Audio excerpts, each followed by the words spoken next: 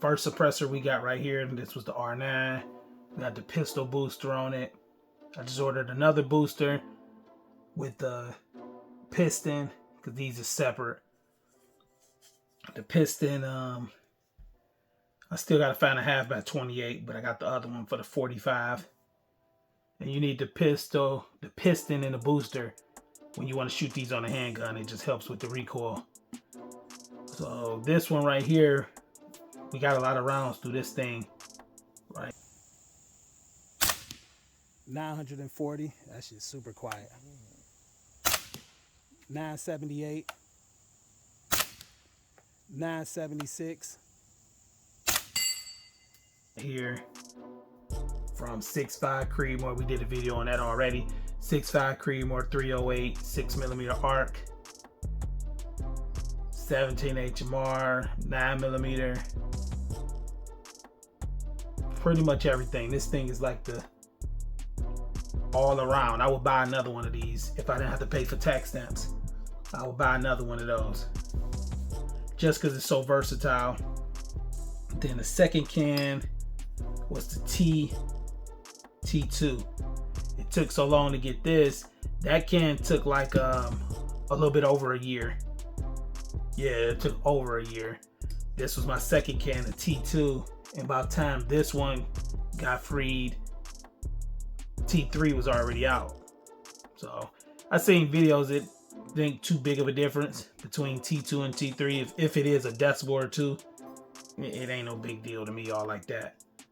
Because 5.56 is not subsonic. You could quiet it down with the cans, but for a long period of time, I wouldn't go with no ears on it. You know, with no ears. So definitely if you indoors, but it is cool. It'll quiet it down a little bit.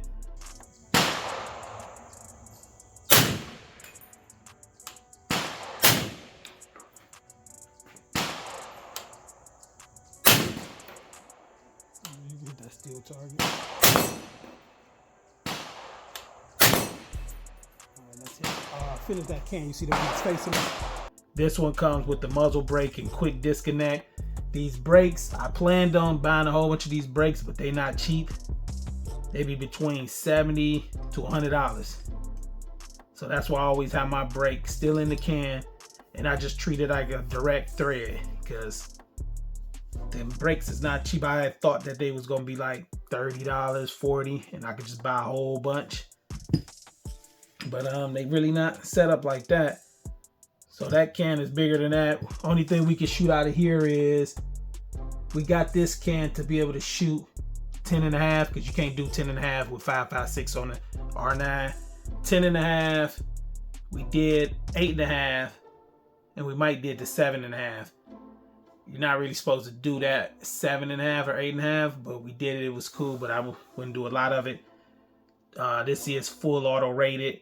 Well, we did it with the rare breed trigger.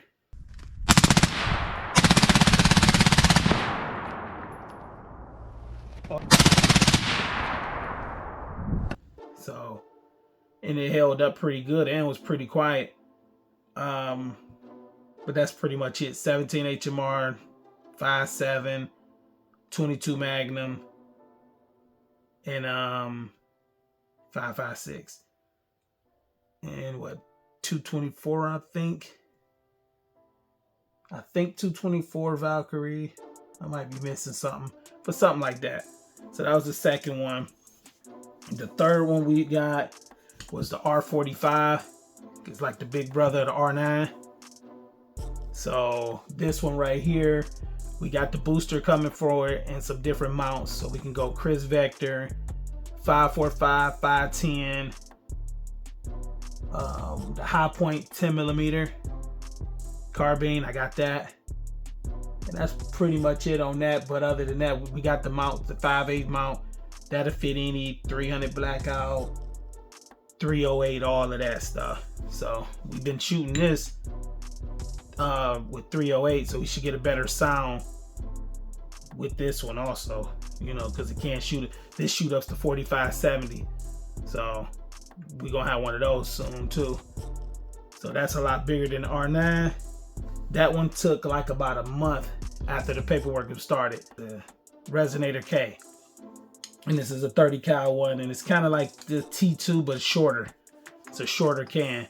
So I'm gonna go back, and once the other one get in stock, the R2 should be about the same size as this, but this should be pretty good too. And like I said, I can use this if I want it to be a little quieter, because kind of like universal pretty much. Not so much on the pistol calibers, but you know, you just got to know which barrel lengths and all that stuff it can do. And I like to have options, and these right here give you a lot of options without buying so many suppressors. So this one took maybe 3 weeks from when I did the certified form and all of that stuff.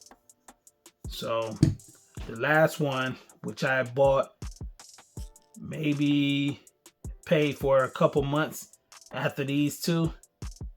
This was the Phantom 22. So this one right here got shipped pretty quick, got the approval and the ship pretty quick on that. And then this one, once I did the E-form paper, it was like 5 days. So this was the fastest I ever got one. So that's 22. You can do 17 HMR, 22 Magnum, 22 long rifle, 5.7. This is the 30 cal can, 5.56 can. And this is mainly made for 9mm, but you could do so many other. Now you ain't doing no 40 cal and all of that. It's just 9mm. It's like for some sub guns, Scorpions and stuff like that. But as far as handguns, just 9mm, 22 long rifle. That's pretty much about it, because I haven't seen any 17 HMR handguns that threaded barrel or the 22 Magnum. So that's one for the 9. I don't have a designated 9mm can. I may get one, but this was doing pretty good. But I guess it'll be a little slimmer and lighter, and probably gonna be longer too.